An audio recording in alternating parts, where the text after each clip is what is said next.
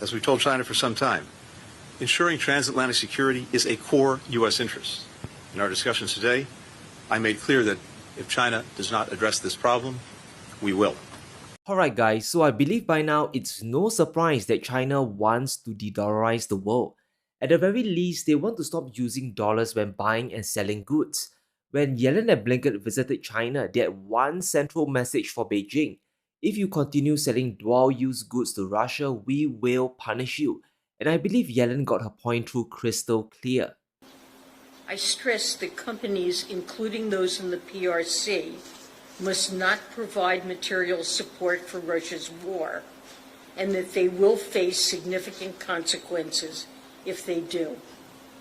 And I reinforce that any banks that facilitate significant transactions that channel military or dual-use goods to Russia's defense industrial base expose themselves to the risk of U.S. sanctions.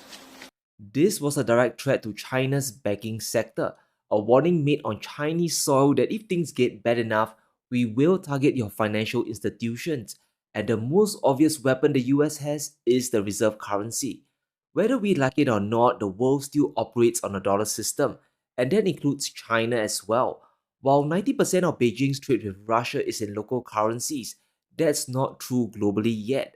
America's ultimate weapon against banks is simple but deadly. Cut away their access to US dollars. It doesn't even have to be a confiscation of assets. If Yellen blocks Chinese banks and companies from dollar transactions, it's a huge problem. We might see costs going up, and some countries might even decouple away because of US sanctions. And that's why Beijing has to build an alternative system that can't be targeted. How do we create a platform that the US can't target? An avenue to facilitate trade with our partners in the event of US dollar sanctions. And guess what? They are about to bridge the gap. Hong Kong, which is part of China, let's not forget that, has officially launched their digital yuan payment platform. And this pilot program should keep Janet Yellen up at night. It's the first launch of the digital yuan beyond mainland China. Beijing is rolling it out in Hong Kong first, which is a global financial center. From there, it will propagate out to the rest of the world. Eventually, China's trading partners will start using it. Russia, Saudi Arabia, Indonesia, and the BRICS will start embracing the platform. Not really because they love China, but because it's an alternative system away from the US dollar. The more countries stop using the dollar, it robs the US of their greatest economic weapon, and that is the power of financial sanctions. The ability to block transactions whenever they want. Brazil, in our hemisphere, largest country in the Western Hemisphere south of us, cut a trade deal with China. They're going to, from now on, do trade in their own currencies, get right around the dollar. They're creating a secondary economy in the world, totally independent of the United States. We won't have to talk about sanctions in 5 years because there'll be so many countries transacting in currencies other than the dollar that we won't have the ability to sanction them. And that's from Senator Rubio, and he's absolutely right. Countries like Brazil are already transacting in China's local currency, the yuan. The more this network effect happens, the less power Yellen has to sanction the world. The pilot program is rather interesting. People in Hong Kong can open digital yuan wallets with major Chinese banks to transact in the CBDC. This allows buyers to pay merchants in mainland China directly. The banks involved include the Bank of China and ICBC Bank, and these are the equivalent of Citibank and JP Morgan in the US. China is integrating their biggest banks into the scheme, and you'll quickly understand why. There's a misconception that Chinese banks are rural and they're small, that their existence is only to serve peasants and farmers. That isn't the case. These are some of the biggest institutions in the entire world. According to S&P, based on total assets, Chinese banks are in the top positions.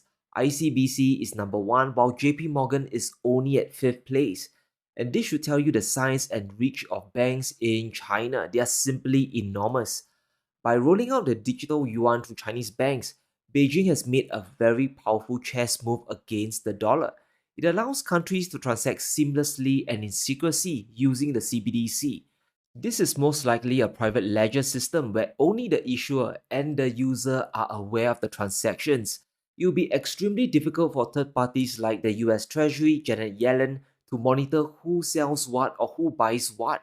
It's just a matter of time before countries start embracing the digital yuan, especially as we move towards a multipolar future.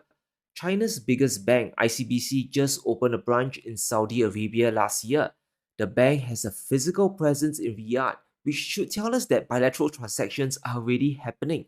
A few months later, China and MBS they signed a currency swap deal worth $7 billion or 50 billion yuan. Saudi Arabia now has a big supply of the Chinese currency to use. The next step is to transact digitally and take it off the current platforms like wire transfers. And this is a powerful contingency plan if US sanctions fall on either country. It also safeguards China's energy security. If the US blocks dollar transactions, Beijing will simply use the digital yuan to buy Saudi crude, and that's gonna be the end game. Even the IMF have foreseen this change. It was the Ukraine war that accelerated literally everything. Russia lit the match and Beijing is simply pouring fuel to the fire. Beijing is pushing de-dollarization to the next level. You are seeing changes happening in terms of payment systems around the world. I think that these current events will accelerate some of the transitions, including changes we might see in terms of digital currencies, central bank digital coins. And again, when it comes to reserves, I think, again, events of this kind can have important implications for what reserves countries decide to hold. As Geeta Gopinath points out, the transition is already underway and implications are huge. If payment currencies move away from the dollar towards the yuan, it changes everything. Central banks will naturally hold fewer dollars or US bonds in their reserves. It's a very simple cause and effect relationship. While China isn't looking to replace the dollar as the reserve currency, they are definitely slowly chipping away at it. China's currency is gaining international traction and the move is quite dramatic. In January last year, the yuan share of global payments was only 1.9%. In the latest figure in March, it now stands at nearly 5%. It's a 2.5 times increase in popularity. It's a big jump that reflects China's growing influence. When you are the biggest trading partner to over 100 countries, you do have quite a bit of power. And that's not even counting in the bilateral trade that's going on. These are transactions in the SWIFT system, which is a Western controlled platform. And this means China can get shut away in an economic war. And a big shout out to our sponsor, Private Internet Access. We know the importance of keeping our investments private, but are you doing the same for your data? Using the internet without PIA is like having your password shown to the world when you type. Anyone can sneak a peek and access your private accounts when you are asleep. Don't broadcast everything to the world. Online browsing today is getting more and more dangerous. You don't want your identity stolen, especially your financial information. This is why having a VPN is just so useful. PIA helps to hide your IP address and encrypts your internet connection through an encrypted tunnel. This keeps your data and your activity and what you invest in confidential. What's awesome is how PIA protects your devices. Windows, macOS or Android, there's simply no limit to the numbers of devices you can use it on. You can use one PIA account to protect an unlimited amount of devices. I personally use PIA whenever I make a trade or buy a stock. PIA covers over 91 countries including the entire US. If I'm investing and trading online, I want to make sure everything is done privately. Now, best of all, PIA is risk-free. There's a 30-day money-back guarantee and 24/7 customer support there to help. You can get started with private internet access today and get an 83% discount using the link in the description below, and it's just $2 a month. You'll also enjoy 4 months for free for just being a subscriber to the channel. So check them out today and get secured. Even as we speak, Yellen is pushing the G7 to contain China's growth, and once again, it's all about industrial overcapacity, but it can be over anything. Sanctions could always hit Beijing for trade with Russia as well, and that's the most immediate threat. The digital yuan launch is China's way out.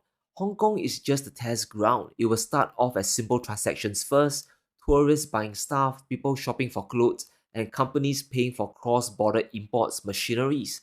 But it will move towards critical industries and trade that will affect China's survival, and is already happening behind the scenes. China is already buying critical commodities for their survival. PetroChina bought 1 million barrels of crude oil using the digital yuan. China's national oil company is using digital currencies outside the dollar. And here's the key part, the seller is unknown. It could be Russia, Saudi Arabia, Qatar, or Iran. No one knows except the exchange itself, total secrecy. And it's not just oil, gold is being transacted in the digital currency as well. And once again, this is being done through the Chinese banks. The Bank of China processed a $14 million deal. They sold gold to an overseas buyer, and this cross-border settlement was done in the digital yuan. The buyer used China's CBDC to buy physical gold from the Shanghai Metals Exchange, and because it's done through a private ledger, the buyer's identity is secret. It could be a country in the Middle East, South America, or even in Europe. No one really knows, including the US Treasury. And that's how powerful this system is for China. It's another de-dollarization tool in their arsenal. And as the digital yuan grows beyond Hong Kong, more countries will choose to go direct to conduct trade bilaterally instead of using the reserve currency. And this should be very frightening for the US. If you can't see the transactions, what's there to sanction? You have literally no idea who is buying from or selling to China. You have to waste a ton of money to check through each rabbit hole. It's just not feasible. This is a big threat to US economic hegemony, and even Fed Chair Jerome Powell knows it. And in light of the tremendous growth in crypto assets and stablecoins, we are examining whether a U.S. central bank digital currency would improve upon what is an already safe and efficient domestic payment system. As our white paper on this topic notes, a U.S. CBDC could also potentially help maintain the dollar's international standing. This is where China is pulling ahead. The Fed has decided not to go ahead with CBDCs for now. Powell isn't making any recommendations, and he confirmed this during a Senate hearing. So at least in digital currencies, China's yuan is leaps and bounds ahead of the US dollar. We can expect more transactions to shift away from SWIFT towards this platform. Now what's frightening is how easy this adoption will be. Countries aligned with China, they are already on board the gravy train using the yuan. It's already happening. They're just waiting for the CBDC to roll out fully. On the right chart, we can see countries leaning towards China are choosing the yuan more and more.